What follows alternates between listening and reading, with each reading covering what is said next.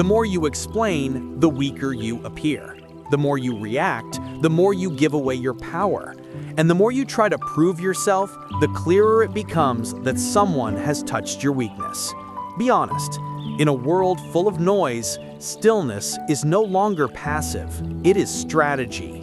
When your words are twisted, when the truth becomes ammunition, when your reactions become their entertainment, it is no longer a conversation. It is a psychological game. And the louder you get, the faster you lose. But here's the point. You don't have to respond. You don't have to shout to be heard. You don't have to explain to prove you are right. You only need one thing: stillness and time. Because the moment you stop, the law of cause and effect begins to work. You are still, but the universe is not. The truth has a natural gravity, and it always returns to its rightful place. In this writing, we will analyze 7 situations in which a wise person chooses absolute silence, not out of fear, but out of strength, to protect energy, to maintain dignity, and to let the weight of the opponent's actions crush themselves without you lifting a finger. Because silence is not the absence of words, but the presence of control. Read to the end, because the last situation will forever change the way you view stillness. 1. When being slandered. Nothing is more unjust than being lied about. Your first instinct is to defend yourself, to tell your story, to prove you are not what they say you are. But the truth is, no one wants to listen. The more you explain, the more suspicious you appear. The more you clarify, the more they create chaos. Because those who spread lies do not seek truth. They want your reaction. They want to shake your calm. They want to see you stumble. They want you to play the role of the innocent so they can twist it into guilt. And here is the trap. If you react, you have lost. Stoic philosophy draws the boundary here.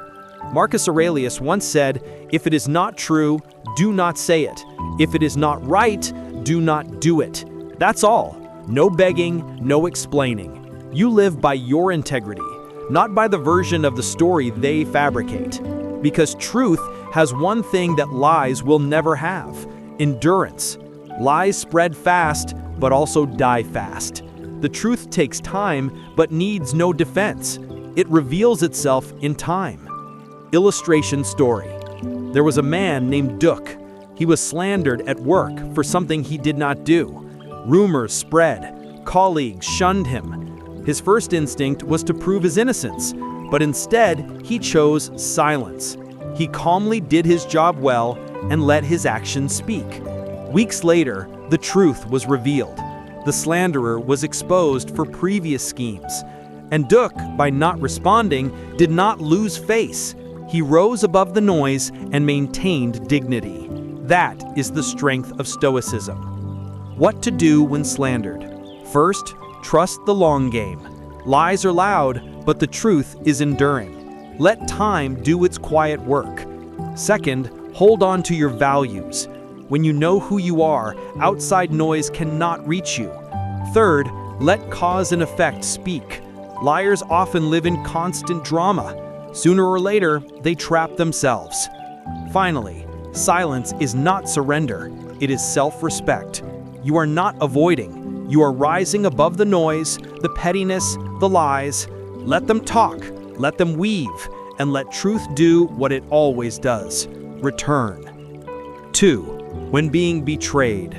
Betrayal does not only hurt, it shakes the whole ground beneath your feet. It comes from those you trust, friends, lovers, family. When betrayed, you want to confront, to ask, "Why did you do it?" Or even beg, "Do you know what you've done?" But here is the harsh truth. The betrayer has already justified their actions in their head. They do not see their fault. Or worse, they see it but do not care. And the more you seek explanation, the more you wound yourself. When someone betrays you, what they really want is your energy, your reaction, your pain, and your chaos. Why? Because it gives them power, proving they matter. So what happens when you give them nothing? No anger, no revenge, no explanation, just silence. That is when they realize they have not only lost your words, but also your soul. Seneca once said, "A gem cannot be polished without friction, nor a man perfected without trials." Betrayal is friction. It is painful, but it clarifies everything. It separates what is real and what is convenient, and it forces you to face a hard truth. Not everyone you love deserves to stay by your side. Illustration story. There was a woman named Ling. She had a best friend for more than a decade. They shared everything: dreams, doubts, victories. But one day, Ling discovered her friend betrayed her, revealed her secret, sabotaged her success. Why? Jealousy, insecurity, ego. At first, Ling wanted to confront, to unload everything, to make her friend feel the pain she caused. But instead, she chose silence. No arguments, no drama, just quietly walked away. And what happened? The friend expected a fight, prepared for chaos, but received only absence. And that silence haunted her. Because silence has weight, it echoes louder than any quarrel. What to do when betrayed? First, accept their true self. Do not cling to the image you once thought of them. That image no longer exists. Second, do not waste effort on those who dismiss your value. You do not need to make them understand what they intentionally ignore. Third, leave without explanation.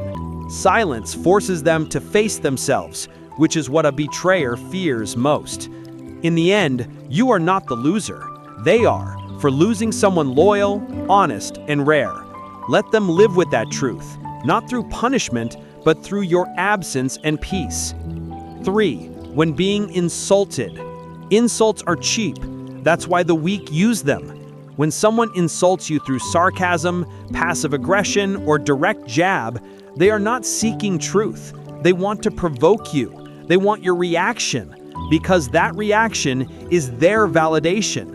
The moment you respond, raise your voice, or defend yourself, you hand them exactly what they wanted: control. No matter how clever your response, if you react, you are playing their game. And most people do not realize, you do not need to win an argument. You only need not to join one. Marcus Aurelius once said, "The best revenge is not to be like your enemy." When someone insults you, they are inviting you down to their level, hoping you will abandon dignity and roll in the mud with them.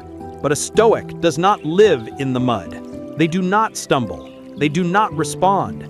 They simply observe, calm, unshaken. Illustration story. There was a man named Dot. He had just been promoted, deservedly, at a company event. A jealous colleague attacked him in public. Oh, so now they promote just anyone? All eyes turned to Dot, waiting for a reaction. But he did not argue, did not defend.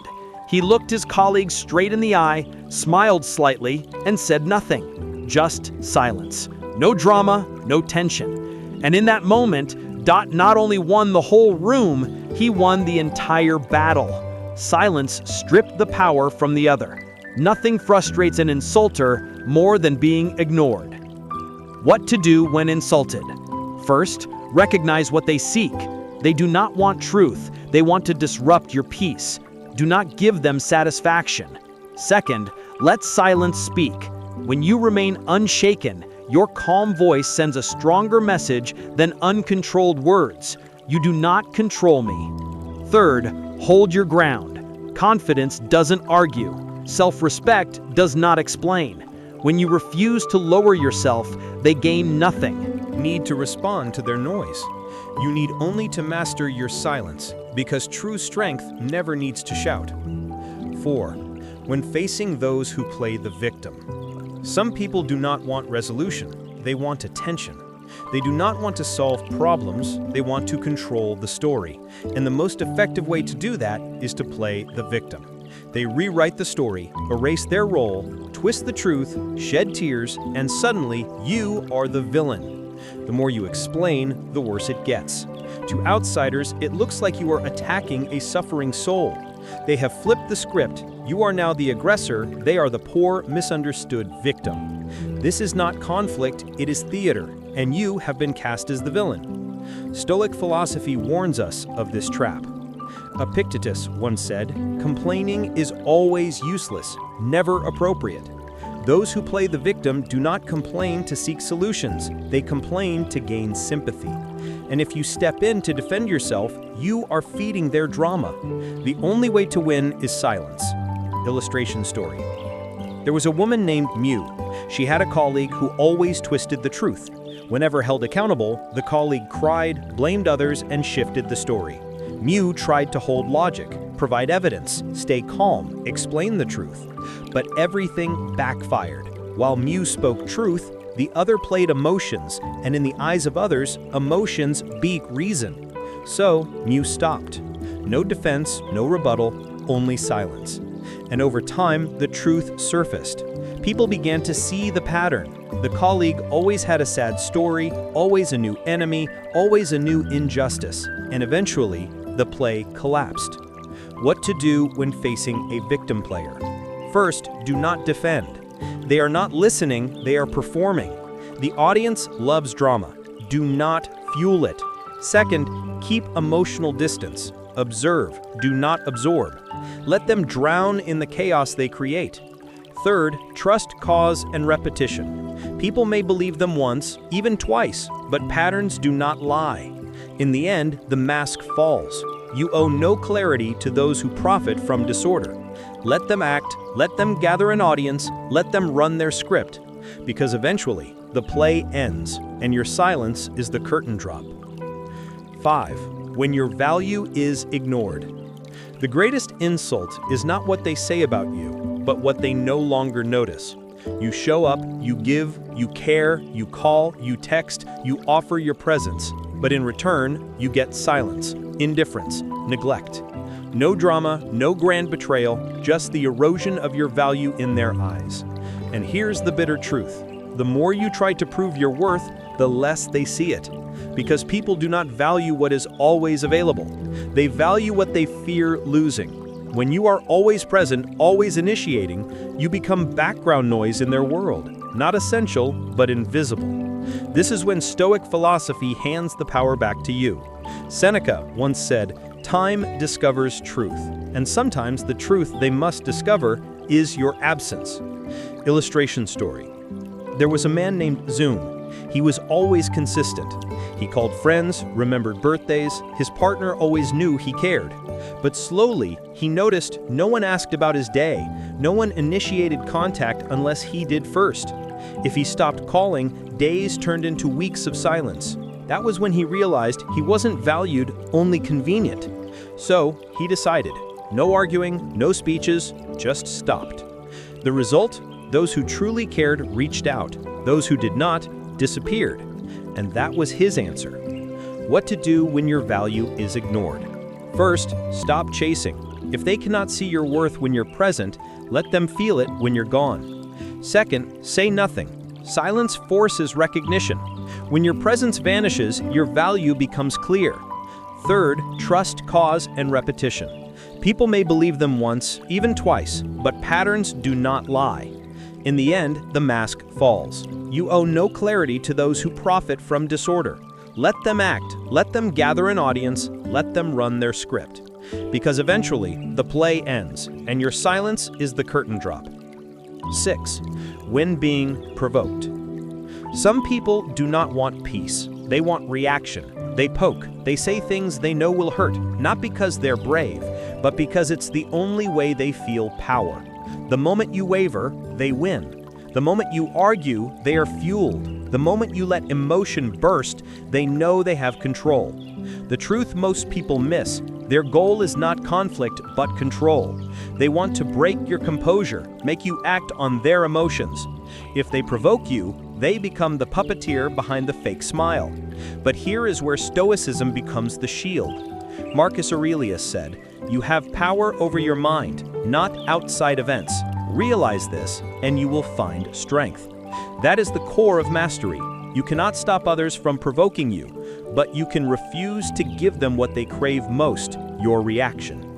Illustration story. There was a man named Fong. He had a colleague who thrived on chaos. Every meeting, every interaction came with a jab, a sarcastic comment, a subtle insult, always vague enough to avoid consequence. At first, he defended himself, argued, explained. Each time, he left drained, until one day, he changed. Next time his colleague provoked, he looked straight into his eyes, smiled slightly, nodded calmly, and said nothing. Just silence. No tension, no anger, only detachment. The colleague faltered. When you're used to playing with fire, you don't know what to do when the match won't light. Eventually, he gave up, because without fuel, even the most toxic flame dies. What to do when provoked? First, recognize the pattern. Repetition reveals motive. If someone always stirs conflict, it's not personal, it's strategy. Second, hold your composure. Do not let emotional bait drag you off balance. You control your breath, your voice, your presence. Third, let calm be your power. The more unshaken you are, the more powerless they feel. In the end, not everything that provokes you deserves your energy. Not every opponent deserves your response. The strongest person in the room is not the loudest. It's the one no one can shake, because their silence is not emptiness, but armor. 7. When they regret losing you. Regret is loud, but silence is louder. There's a moment after they dismissed you, after they overlooked your value, after they thought you would always be there, when they realize you're gone, and the silence they once ignored now becomes deafening. They begin to remember how you listened, how you showed up, how you gave more than you received. And they realize they didn't just lose a person, they lost a presence, a light, a constancy. But by then, it's too late. What you must understand is this. If someone only begins to value you after you're gone, they never truly valued you when you were there. And the worst thing you can do is return just because they finally realized what they lost. Epictetus once said, "No one is free who is not master of himself." And mastery means you do not return to places that hurt you. You do not lower your standards to soothe their guilt. You do not explain your silence. You let it speak for you. Illustration story. There was a woman named Tron. She gave everything to her relationship, time, love, energy. But her partner grew complacent, took her for granted, assumed her presence was permanent, until one day she left. No fight, no breakdown, no emotion, just quietly left. At first, he didn't care. But as weeks passed, months passed, unanswered calls piled up. The absence of someone he never realized he needed until she no longer belonged to him. He begged, apologized, promised change, but Tron had healed in silence, and that silence became her freedom. What to do when someone regrets losing you? First, do not give them an easy way back. If your value was once invisible, your absence must now be undeniable. Second, resist the urge to explain. Let them feel the weight of their actions without you softening it with words. Third, remain firm in your silence, not for revenge, but for self-respect. In the end, they had their chance and they wasted it. Now let them face that truth alone, because your silence is not punishment, but wisdom. It says, you cannot walk in and out of my life and still expect the door to stay open. Let them regret, let them remember, but don't let them return. You owe them no second chance. You owe yourself peace. You don't need to shout to be heard. You don't need to fight to win. And you don't need words to make a statement. In a world addicted to noise, silence is the loudest thing. It's not weakness, not surrender. It's the language of those who no longer need validation. Because when you are silent, you reclaim your power. You step out of the trap. You let time, truth, and cause and effect finish the sentence you chose not to write.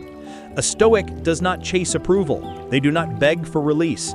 They do not collapse under noise. They simply step back and let the universe do what it does best, restore balance. So next time someone lies, betrays, insults, provokes, or regrets, do not respond, do not explain, do not perform. Just observe and wait, because cause and effect does not need your help. It only needs your silence. If this message resonates with you, if you found truth between these lines, do not just scroll past. Subscribe to the channel and stay tuned for the next powerful video.